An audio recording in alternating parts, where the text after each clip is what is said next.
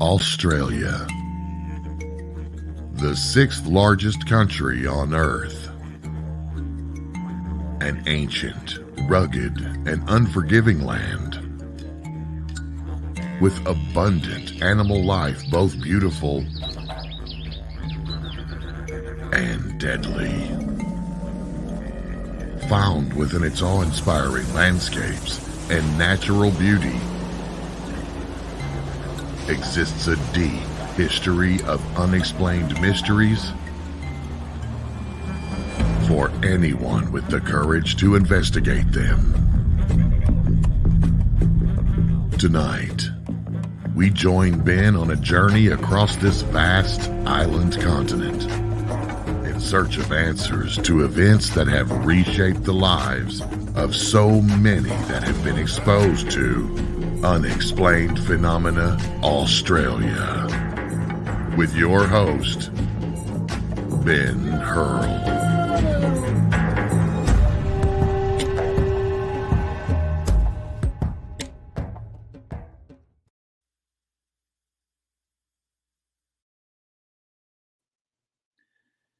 Hello and welcome to episode 12 of Unexplained Phenomena Australia. It's so good to be back with you again, and I've had such a great time over the last week going through everything that I could find that was really sort of strange, unusual, and I want to sort of try and continue the paranormal freestyle that I did last week and go over quite a few different things in the next hour that I think you will find to be very interesting, because I found them to be very interesting.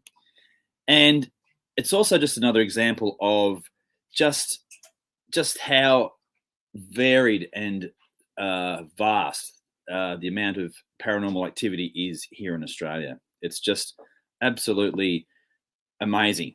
And so tonight's show is going to be a bit like last week. We're going to cover across quite a few different phenomena. And to give you a bit of an example, we're going to have a look at a little town in northern New South Wales, which is called Guyra. And it's had paranormal fame twice, which is quite incredible, really. It's only a very small place, but we'll talk about that in greater detail. So we're going to talk about the Guyra mystery object. Sounds very intriguing. And we're also going to talk about the poltergeist from Guyra. So it's had a mysterious object and also poltergeist activity. And I thought we'd delve a little bit more into poltergeist activity. And I've also got another really interesting case from the Northern Territory, which we're going to go over tonight. So that's sort of right up in the top red centre of Australia. We're going to have a look at the mystery craters of Bundaberg in Queensland. Some very strange craters exist in a little area near Bundaberg in Queensland. We're going to have a look at a strange object that stopped a car at Murray Bridge in South Australia, down the other end of the country. And just to keep things moving along, we're going to have a look at the Weeping House. That sounds very strange and mysterious. The Weeping House. It's a house that actually was leaking sort of an oily resin out through its walls. Kind of got a bit of a religious theme to it, this particular story. So we'll have a chat about that. And just for good measure, to round out this week's episode, we'll have a look at some more cryptids, which I know a lot of people like. We're going to have a look at the Hawkesbury River monster, and that's in New South Wales, and also the Magnetic Island monster as well. So that's quite a bit of a range of different things, and also around the country to a certain extent as well. I had a bit of a Queensland focus last week, and there's a little bit of Queensland again this week, but this one sort of takes us to Queensland, New South Wales, the Northern Territory, and South Australia. So we're going to cover a bit of terrain. Got some pictures to show you as well as we go along to attempt to convey what happened to you a little bit more. And I hope you're finding these Australian mysteries and Australian paranormal activity really interesting, because there's no doubt that they are. And we'll start with that little town in New South Wales, which is known as Guyra. And this is to give you a bit of an idea where it actually is. So this is it here. So if you look at that map, you've got Sydney sort of in the nearly near the centre of the screen there. And north of Sydney, you've got another big city called Port Macquarie. And north of Port Macquarie, where that little red drop is, that's where the town of Guyra is. So it's right up nearly on the border of New South Wales and Queensland. So it's more in the sort of the subtropical area of northern New South Wales. So Byron Bay is literally just across on the coast from there too, which is another famous Australian town. And this is what Guyra looks like itself. So I grabbed an image of that. So you can see it's not a big town. It's only really a one-way through street with numerous streets peeling off it, and not a very large population. Just a small Australian country town in sort of fairly hilly sort of country there. So that's a brief introduction to Guyra. And I heard about this incident when it happened back in 1999, and it was on the news. It did make national news, and it was a really mysterious event. So in early December of that year, an unknown object slammed at colossal speed into the Guyra water supply reservoir in the Great Dividing Range of northern New South Wales. And police divers reported that a hurtling missile had drilled a tunnel 20 metres long into the dam floor and seemed to have embedded itself. 4 metres deep into the granite below, they said the officials said it could only have been a meteorite. But a motorist also had a strange report to make that may have been connected to this mysterious incident. So Guyra is about 250 miles north of Sydney. It's perched high on a volcanic uplift of the northern tablelands. And in fact, the town is one of the highest in Australia at 4,364 feet above sea level. So it's really quite high up, and is known for being one of the coldest places to live in Australia.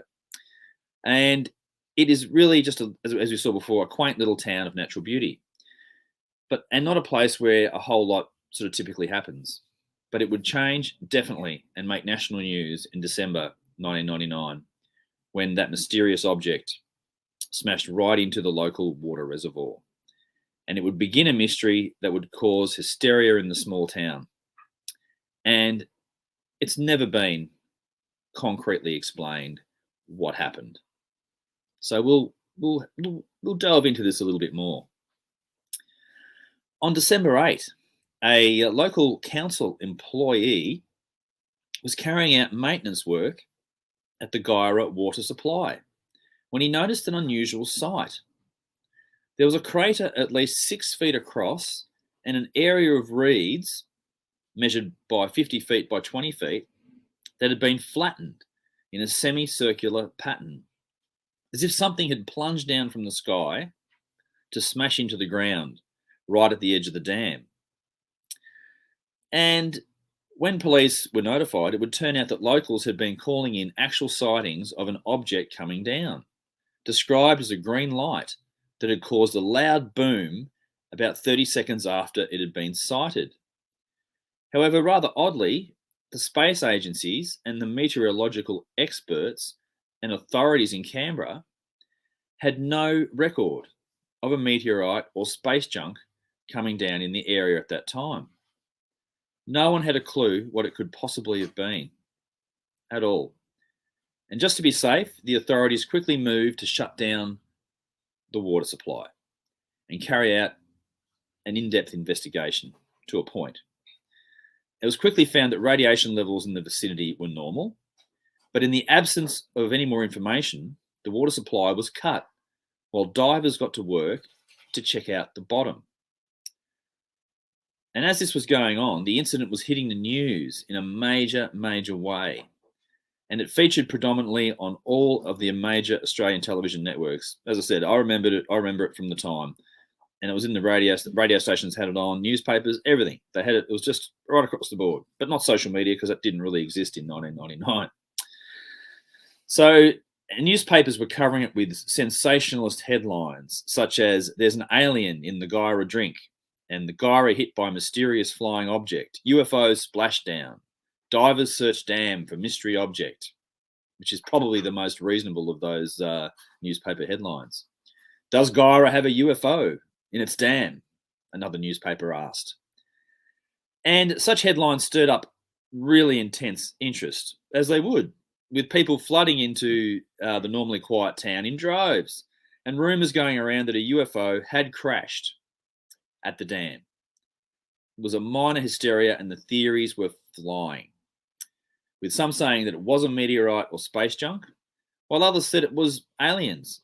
And this captured the attention of the Australian UFO Research Network, who contacted the RAF base at Amberley, Ipswich, in Queensland.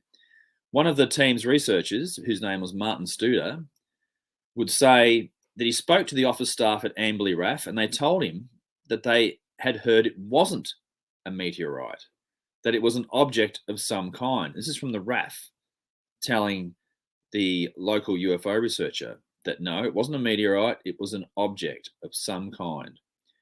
It was funny, they were having a laugh, and they were saying that maybe it was a spaceship. The RAF were treating it a little bit lightly. And he was told that people had been sent to measure radiation levels. And he was asked to hold on the line, and they would transfer him to someone who could help him with his inquiry. And he got transferred to another RAF base at Williamtown, New South Wales. And the police divers are in the lake looking for what may have landed. And Williamtown RAF are waiting for the police to report back before moving. It was still not clear what had come down. It could have been space junk, meteorite, or even a plane. So a lot of confusion at the time. So just before I continue on, I'm just going to show you another couple of little shots here.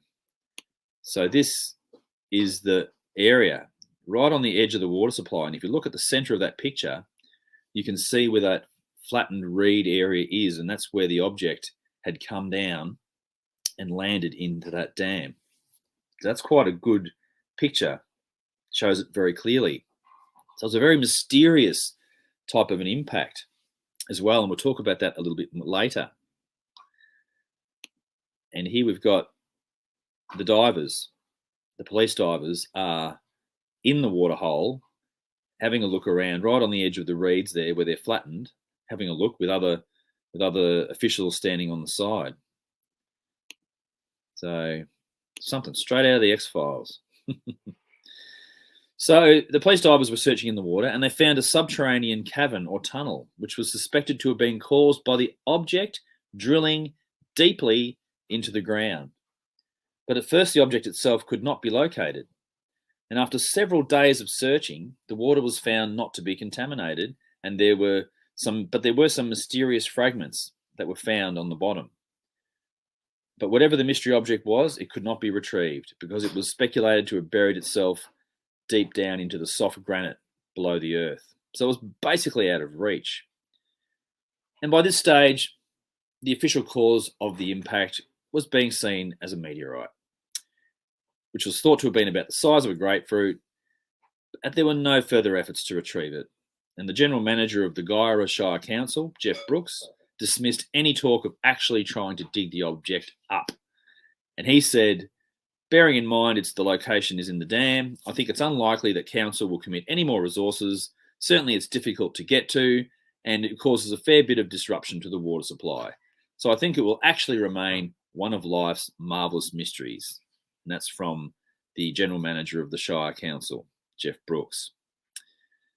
And as far as the officials were concerned, that was that. It was neatly wrapped up. It was a meteorite, pure and simple, move along, nothing more to see. However, this was not known for sure, and no object had been produced to prove that it had been a meteorite. They had nothing. So, of course, the conspiracies were going around, that officials were trying to cover up what had really gone down, with accusations that the object actually had been dug up and whisked off, and that it was no meteorite, but rather a UFO. This was further fueled by the fact that the RAF base contacted by the Australian UFO Research Network had quite clearly stated that it had not been a meteorite. So the RAF had been informed that it wasn't a meteorite, and the media has been told that it was a meteorite. So you've got the typical games going on around what actually crashed at that time. And things got even more mysterious when two researchers from Phenomena Research Australia, by the names of John Ockertell, who I've mentioned before on previous episodes. John had been up to West Turriff and he'd investigated the Jolly Farm. He was the chief investigator in the Kelly Cahill case. He was the Mundrabilla. He went over and investigated the Mundrabilla Nullarbor Plain case. He had done that. Highly experienced investigator. Another gentleman called Ron Barnett went to investigate the Guyra Dam incident. And they also speculated that it might have been a meteorite, but found some odd details that didn't really fit that theory. And John would go on to say that they did find the site interesting and they normally wouldn't travel to such locations, but the information sent to them from the Department of Defence, warranted a look. So yes, the impact had seen some strange aspects to it that would need some level of investigation. For example, the angle of the entry into the dam was very shallow, less than 45 degrees. That's a very shallow approach, not something coming straight down, bang. This thing's coming at almost an angle, or at a reduced angle. The surface has burn marks, and this is very unusual for a meteorite impact. He had a good look at the reeds on the bank, and they are down in a strange shape, not quite like an explosion, but more the characteristics of a compression wave. And the mud splash was interesting as it lets us know how much energy was in the impact, but the sting in the tail was that this impact is on the side, the bank, and the object may have skipped onto the water. And there was no witnesses to the impact. So I've got one other little photo to show you here, just of the media gathering. So this was the media who'd come at the time when it was big news, and they'd all got there and took their cameras out and basically were filming pictures like that one that we saw earlier. So this is a great case. It's sort of relatively new in terms that it's not 1975 or 1965. It's 1999. So you've got nice clear imagery of what this object looked like. You've got the divers in the dam. So it certainly was causing an absolute mystery and puzzle at the time. So the problem, just going back to what I said before, there was no witnesses to the impact. No one saw this thing come down. People saw something in the sky. They heard noises, bit of confliction there. So no one saw the impact, making it hard to tell just what came down to earth in Guyra. And also making things difficult were the discrepancies in some of the reports from the eyewitnesses. For example, some of the witnesses mentioned a green glow, or a light before the object apparently came down, while others said it was blue. And some witnesses described a loud boom-like explosion, while others made no mention of a sound.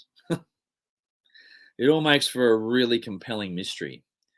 And while the official explanation is that this was nothing more than a crashed meteorite, there are plenty of people who think it could have been something far more mysterious. So what came down at the Guyra Dam that day, and what happened to it? We may never really know for sure, particularly given the fact that no one is making any effort to try and dig it out, for reasons that make perfectly good sense. You don't need to disrupt the whole town's water supply, and it's probably not really ever going to come out, but something happened. And then, just to make it a little bit stranger again, another witness came forward. Now, on Monday the 6th of December, this is a couple of days prior to it being discovered, a man whose name was Brian was driving between 2 a.m. and 3 a.m. in his Subaru station wagon past Guyra. He was travelling past it, and he was on his way to Queensland to stay with his daughters for Christmas. And when he came to a section of road where there was hundreds of red and white reflectors, it looked like a busy traffic intersection. There were no vehicles other than himself, and a truck was coming a long way behind him. and the truck had big lights on, and they were worrying Brian as he had his lights on low beam. There was all this frizzle of lights ahead of him, and he was puzzled, and he was struck by this red light. It lit up everything, and everything went red. And Brian became blinded, and he slowed down because he just simply could not see. And he could feel heat, and the light shone in the rear view mirror, hitting Brian in his eyes. So something is down over his car. Now, after this incident, Brian had the shakes and had to wear dark glasses all day because his eyes were affected by this red light and flashing lights that he had encountered. And after he arrived in Queensland, he heard a radio report about the Guyra splashdown, and he immediately rang the Ipswich police. And he wondered if his experience on the Monday, the 6th of December, might have had something to do with the meteorite crash. And Brian's daughters were concerned with his physical state. And the moment one of his daughters saw him, she said, "Dad, what's wrong with your eyes?" And his eyes were really bloodshot, and his skin was affected as if by a mild sunburn. And this has happened in the day of that particular Guyra object coming down into the water supply. He's a gentleman driving past in the morning. So there was mysterious lights around that region and that area directly at that time. The RAF base has said that it's not a meteorite to the UFO researchers, which almost shows a unusual level of openness that you won't normally see between between officialdom and civilian UFO research groups. So I suppose that was a good thing that they let that out about it, but their attitude still seemed to be fairly flippant. So we're going to move on to the next one now. So I hope you enjoyed the Guyra object smashing into the water supply that no one knows to this day what the bloody hell it was. Now, the next one we've got is the Guyra ghost. Same town, but we're moving back in time now. We're going back to Friday. It all began on Friday, the 8th of April, 1921, when 12-year-old Minnie Bowen was walking to the old weatherboard cottage that she lived in with her family about 1 kilometre outside the town of Guyra. So it was just outside the town, this house. And if you love your poltergeists, then this is a rather interesting story. And as she was walking, she was pursued by a man who assaulted her by throwing stones. Minnie, who was understandably panicked by the attack, fled. And the attack stopped and the man had disappeared before she made it home. That night, the entire family was disturbed when rocks were hurled against the walls of the house. The police were called, and with the aid of a few armed neighbours, a search was conducted, but no culprit was found. The attacks on the house would continue, as would the search for the person responsible. 12-year-old Minnie Bowen and her family became the centre of a media storm, and also, as a result of that, sadly, the derision of the local community of Guyra. The weatherboard cottage was relatively isolated from the rest of the town, with bushland and fields surrounding it. 5 people occupied the cottage: mother, father, and 3 children. There was a 4th child, May Bowen, but she had died tragically only a few months before the Guyra mystery events had begun. And as the attacks on the home continued, police and neighbours surrounded the property, forming a double-ringed cordon of people to prevent any would-be attackers getting close. So the police were taking it really seriously. And this proved to be futile as the rain of rocks continued unabated during the evening, starting at around 7 p.m. and continuing well into the night. And soon other rappings were heard through the house, and it became apparent that the noises followed young Minnie and her immediate location. On the following Thursday, this girl was removed from the premises to an undisclosed location. That night, police and more than 50 neighbours, and other civilians from the community made an even wider cordon of bodies around the property. On that occasion, no noises or disturbances were recorded.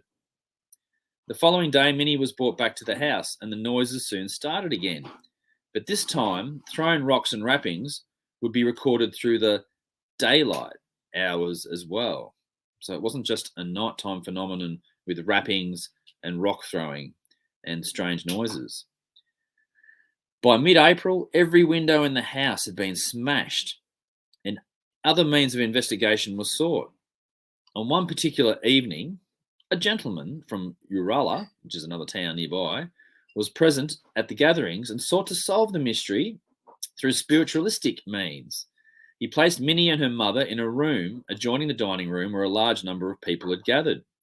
And he placed the young girl next to one of the walls where the raps and knocks had been heard on previous occasions. This is in 1921.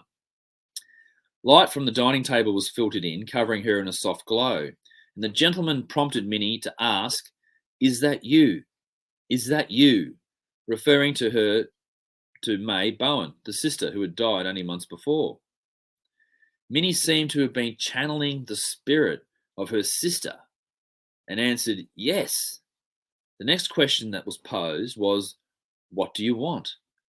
which was answered with, "Tell mother I'm quite happy and safe in heaven, and it's her prayers that got me here, and I'll look after her for the rest of her life." No other answers were received. And other spiritualistic investigators descended upon the community in Guyra in 1921, and after some investigation of their own, it was concluded that a poltergeist was responsible for the disturbances. And they argued that with so many people posted to guard the property, it would be impossible for someone to approach in order to cause the mischief. And that's what they felt back at that time. On the 25th of April, there was somewhat of a breakthrough, and Police Sergeant Ridge, who had been investigating the case, received a confession from Minnie Bowen herself that she had been responsible for the disturbances on 3 occasions. And she had done this to frighten her sister-in-law, but denied all knowledge of the other disturbances. With this confession, many of the newspapers claimed that the case had been solved. Move on a month. In May, Minnie was now living at her grandmother's house in Glen Innes, located not too far away from Guyra. While having dinner, the family were disturbed by a large rock crashing into the dining room window, and the police were quickly summoned, and they remained in the house as other crashes, knockings, and various disturbances were encountered. And some stated that the louder knocks sounded like an axe had been struck heavily against a wall, like there was some maniac out there.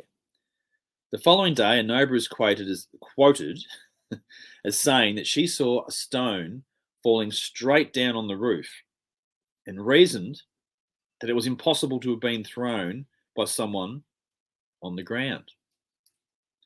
And by August, several of the people neighbouring the Glen Innes house, she'd been moved from outside of Guyra to her grandmother's house in Glen Innes. So by August, several people nearby had moved, declaring that they would not return home until that Minnie Bowen had left town. So she was causing quite a stir. And Minnie was constantly told to stop playing her tricks by the local police sergeant. And she was threatened if she continued, she'd be sent away, probably to a girls' home.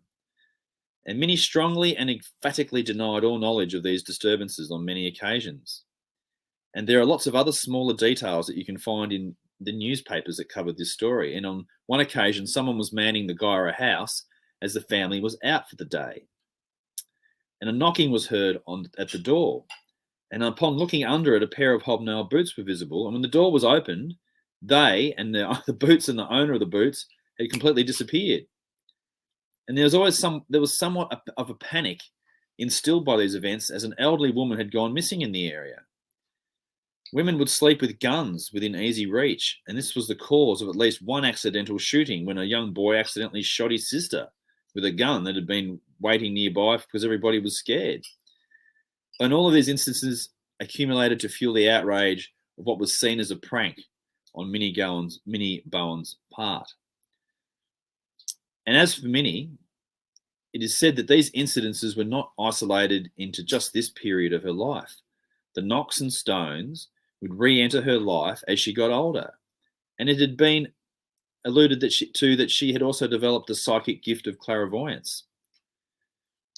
Now, a theory in the 1950s stated that the scene of a poltergeist is almost always a lonely farmhouse, and the household is subjected to attacks, including almost invariably a boy or a girl, usually a girl, approaching adolescence.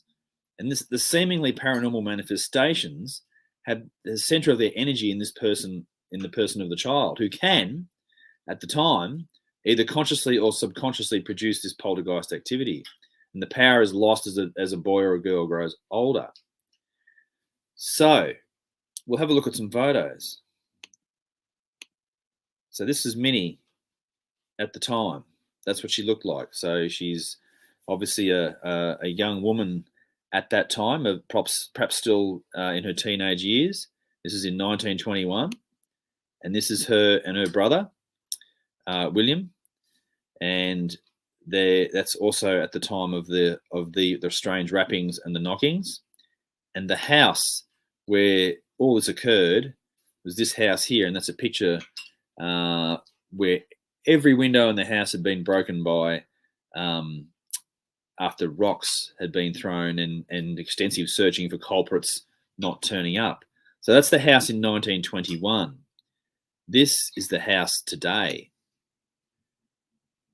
So there it is. It's obviously probably undergone some form of renovation in that time. And here's another shot of the house today. And the current residents say that they've not had any ghostly experiences in the house. And this is the grandmother's house in Glen Innes where she went to live.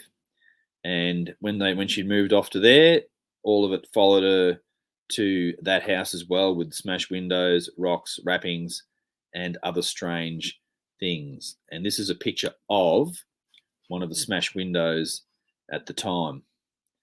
So quite an interesting story. And so Minnie was then moved back to Guyra, and the disturbances faded away. I'll put it back up, so put it back up again. There we go. So Minnie and disturbances faded away. So she ended up, by all reports, living a relatively normal life from then on. And she eventually moved to Armidale in New South Wales, got married, and became Minnie Inks.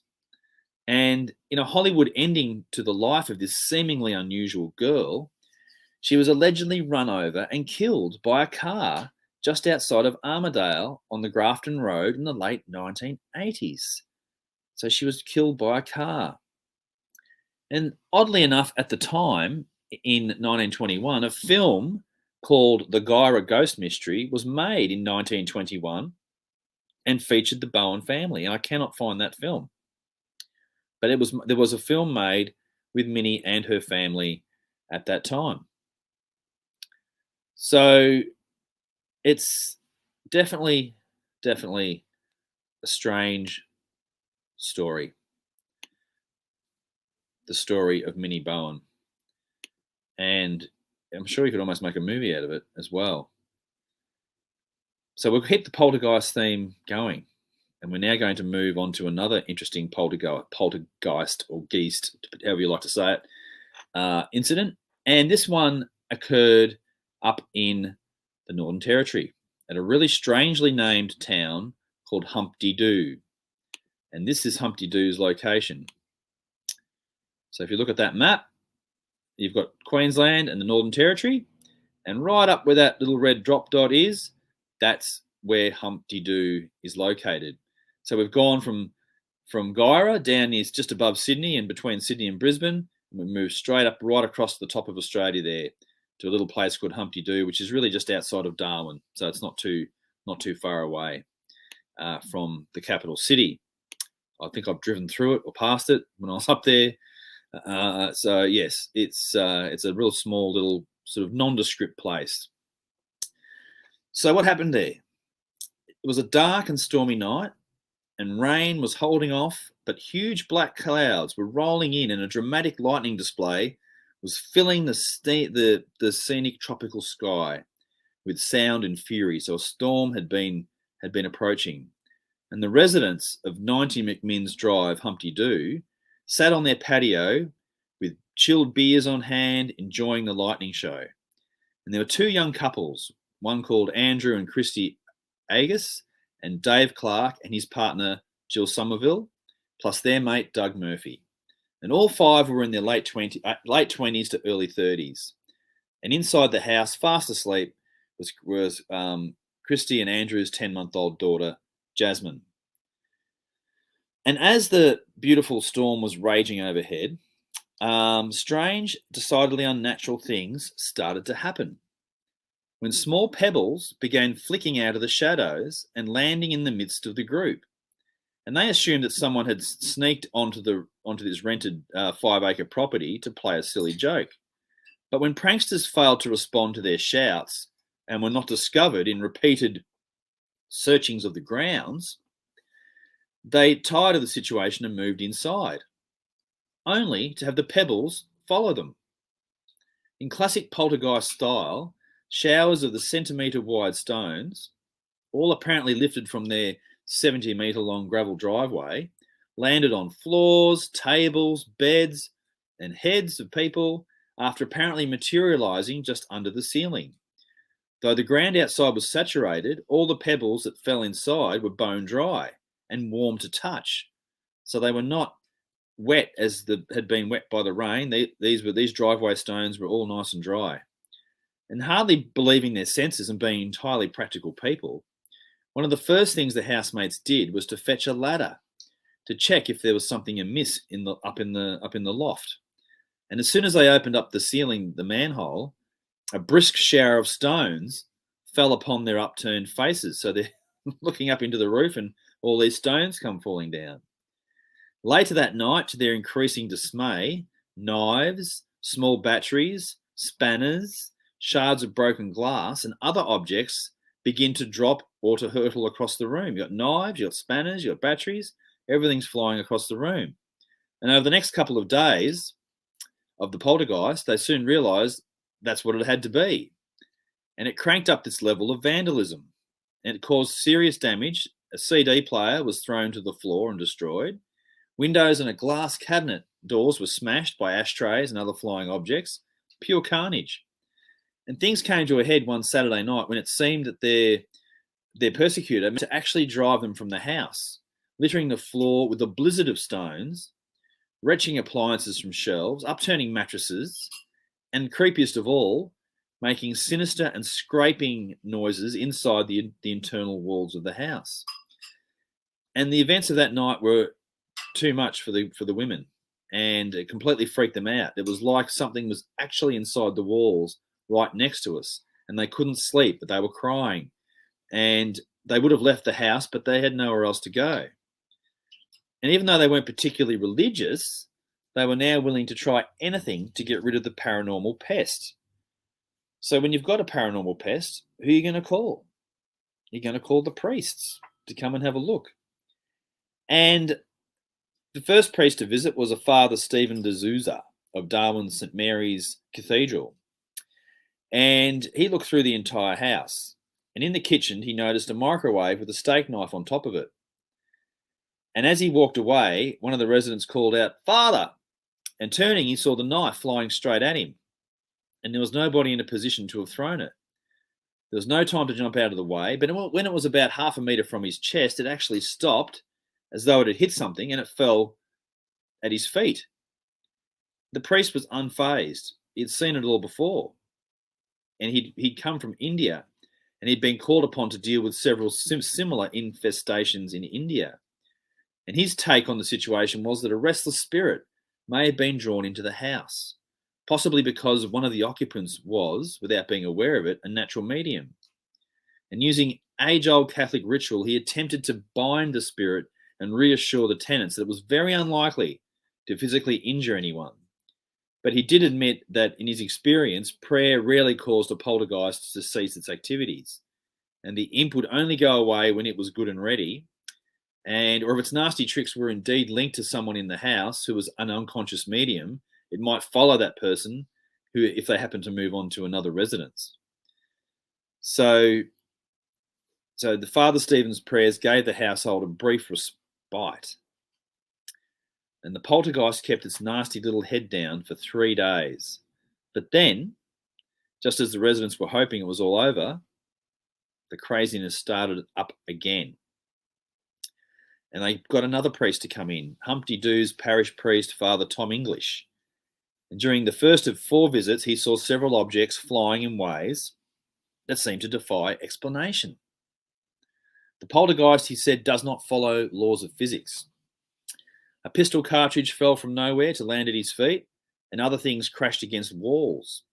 They'd just fly out of a room that nobody was in. Outside, things came crashing down near us. And although inexperienced in such matters, he blessed the place and doused it with holy water. And this time the poltergeist had been mollified or skulking off into the twilight zone. It went absolutely crazy. It went berserk. Things went flying around. A medicine bottle came flying out of the bathroom. And having done what he could, the priest departed, leaving a crucifix and a Bible with the anxious residents. I'm sure they were. And as night fell, after the second priest had left, the poltergeist continued its mayhem, smashing another couple of windows, hurling Father Tom's crucifix and Bible around, smashing a container of holy water against the wall, banging and scraping, and keeping the occupants awake for hours. And next, a Greek Orthodox priest came along, and he set up an altar on the kitchen table, blessing each room separately and reading arcane passages from a large black book.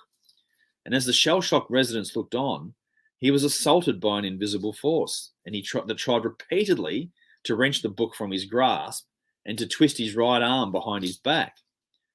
And pale-faced, he sat down, bathed in sweat, declaring his adversary tougher than anything he'd encountered before. And the pest continued its mind-boggling antics for the next couple of months. Sometimes poltergeist peltings occurred every minute or so for about 20 minutes, followed by about an hour or two apiece. And sometimes objects flew around once or twice a day. And occasionally a couple of days would pass without any incident at all. So a bit of unpredictability. And the phenomenon was very spooky, and the housemates were tough, hardworking young people. And they soon noticed that although the potentially lethal objects, such as knives and broken glass, often passed uncomfortably close, no one was ever actually hurt. And what they also noticed, that young Jasmine's room was always left undisturbed. So the young girl's room had not been disturbed at all, but every other room in the house has gone crazy. I wonder if that says anything at all. That they decided the situation was bearable and resolved to stay at the property. And they said that they didn't want to move out. It was a nice place. We'd like it. And they were here first before the poltergeist rocked in. So I imagine that's probably, people have that attitude. And once they got used to it, they found that the weirdness quite interesting and even amusing for a while once they got over the fear of it. But then some sinister words and symbols began to appear on the walls and floor, and they became nervous again. The words were scrawled with marker pens and spelt out in Scrabble tiles, which is a game of Scrabble. And strangest of all, they were formed extremely neatly on the floor using scores of pebbles, each of which had been carefully placed so that only a flat surface faced outwards. The most unsettling aspect of the words were the words that the poltergeist had written down. By the time my brain catches up with my mouth, was fire, skin, car, help, and the name Troy. And that had meaning to the residents because their good mate Troy Radads had been incinerated in a terrible car accident on the Stewart Highway, just a couple of kilometres from their property, in January, shortly before the first stone falls. And on March 20, a large cross and a trident, both constructed out of hundreds of pebbles, also appeared on the floor. And a local school teacher, Annette Taylor, and her partner, Lloyd Green, happened to be visiting when the cross appeared. And Lloyd testified that the formation, which was so neat and perfect, it would have taken him hours to make with a straight edge and a square and a rule, had been constructed impossibly quickly on a section of the hallway floor that people were repeatedly walking across that evening. This cross and this trident had appeared made out of pebbles. And so more weirdness was to follow, if that wasn't all weird enough. As soon as Dave touched the gravel, it just flew everywhere. It pelted down the passageway. It was so loud hitting the walls, the baby woke up and started crying. Then the tools started flying around. An object materialized in midair, and Dave was chatting to a lady, and she was sitting across from a wooden table. She was reading a newspaper article with both her hands in plain sight. This was just unbelievable stuff going on. There were other instances of where knives and bullets were whizzing around, showers of stones also happened, again, were still happening on a regular basis. And with the messages on the floor and walls had a malicious flavour to them, but if they really wanted to hurt them, they could have put a knife into their back. And after 4 months, the poltergeist left as suddenly it had arrived, and its departure is still unexplained. So really, really interesting. Now we're going to move on to the Bundaberg craters. So in Bundaberg, there is some very unusual craters. Now this is where Bundaberg is. It's north of Brisbane in Queensland. So what was going on? Owen and Aileen Murren owned a mixed crop farm 20 kilometres from Bundaberg, and in the winter of 1971, they decided to clear some grassy tussocks and trees and stumps to create an area that they could grow zucchinis in. The terrain was very harsh and difficult to clear, and in the midst of it, Owen found his path had been blocked by an enormous boulder, and he used his tractor to dislodge it. Just getting rid of that picture. And he discovered underneath it something that would totally change his life. Imprinted deeply into the bedrock appeared to be a huge footprint, almost 6 meters long, and so deep that when he stepped into it, some parts of the rim came up to his knees. His first thought was that some dinosaurs must have left marks there. And the Murrens were curious, but they had a farm to run, and in the days that followed, they continued to clear the property. But before long, they found it impossible to continue, and they kept finding a total of 27 of these strange craters or footprints, and a professional excavation would reveal a total of 35 of them. And soon the local newspaper came, they picked up the story, geologists and scientists began to appear at the farm, and every new expert had a theory, but no one knew what these strange craters were. But a geological dig did reveal some really interesting facts. The site was 25 million years old. The rock was an extremely puzzling mix of sandstone and red ochre, a combination not found naturally anywhere else on Earth. And the two rocks were equally mixed, as if churned into a huge cauldron embedded in the crater's walls. And there were thousands of miniature marine creatures, suggesting that the rock might have once been battered by waves of an ocean from many, many years ago, probably millions of years ago. And large pieces of petrified wood threaded with fossilized worms. Particularly puzzling are the remarkable features on the side of the walls in some of the craters. Parallel trails resembling a giant representation of finger marks in drying cement. Wherever there's a downpour of rain, the craters also behave in a mysterious way. The uphill craters brim with water, while those down lower empty quickly, a phenomenon that seems topsy-turvy.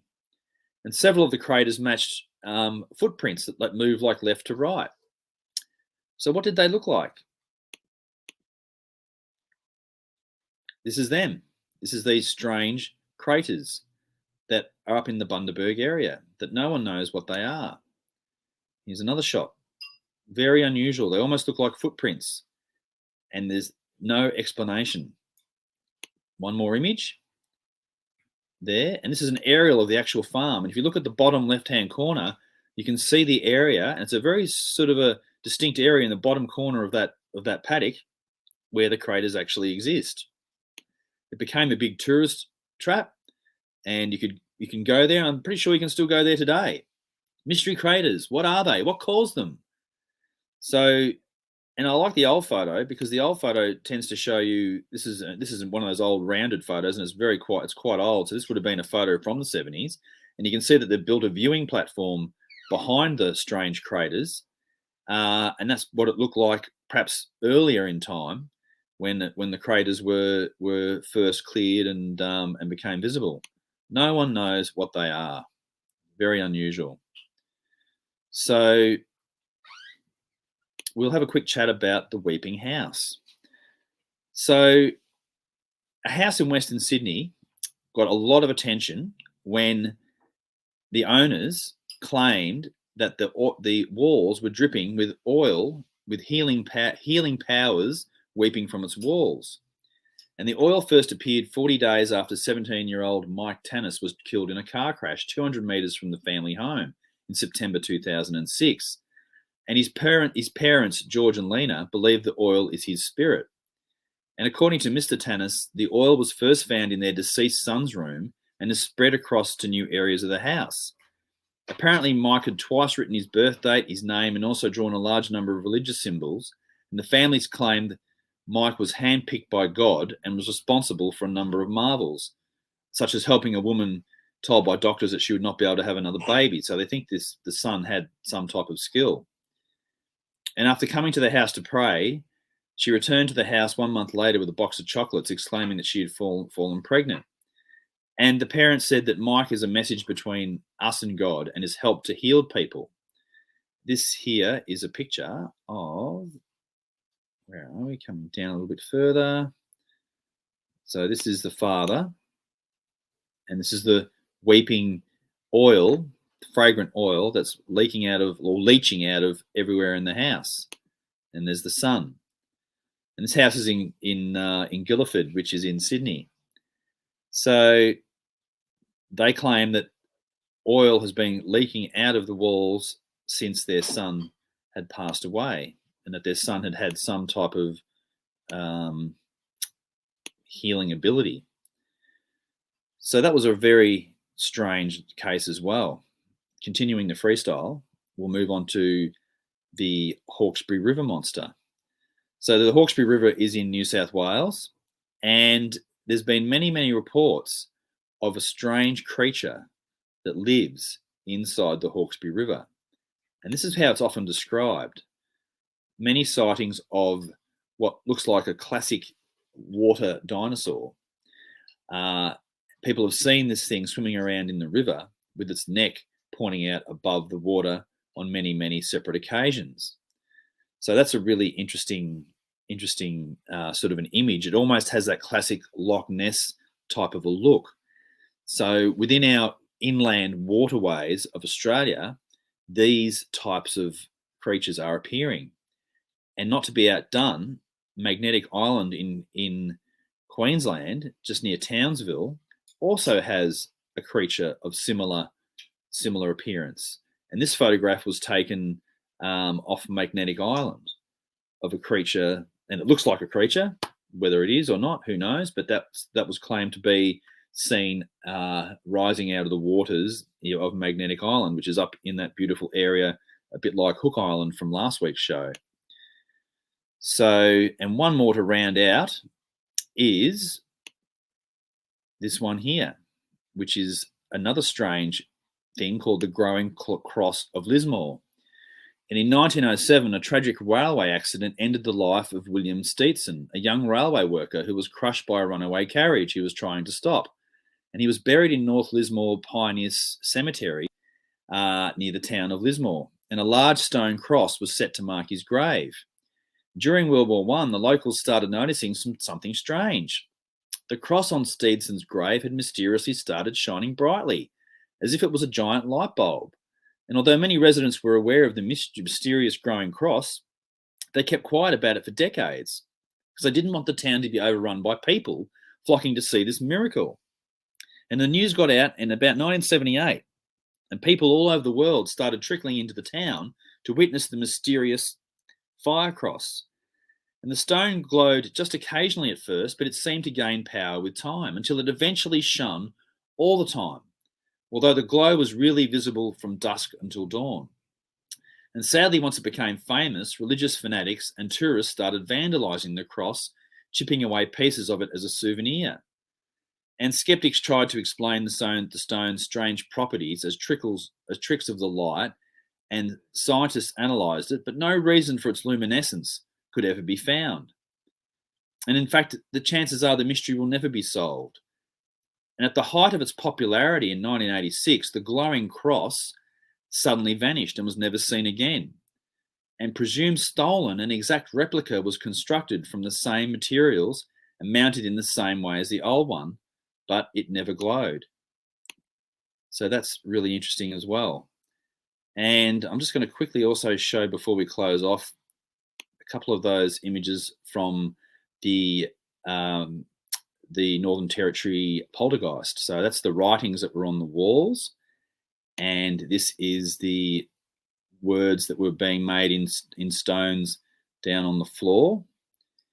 And the house itself, that's the house that was where all those stones and the poltergeist activity occurred. And these were the types of knives and objects that were being thrown around the room. And also this corkscrew, which is held by one of the residents, Andrew, was quite popular in being thrown around as well. So thank you for joining me on that whirlwind of an episode. I had to cover a lot of ground, and I think we got there. And we've run out of time again for this week. So thank you for joining me. I hope you found each of those Australian mysteries to be very interesting. And I look forward to being back with you again this time next week, and we'll continue it all over again. Until then, I absolutely cannot wait to see you next time. Have a lovely evening.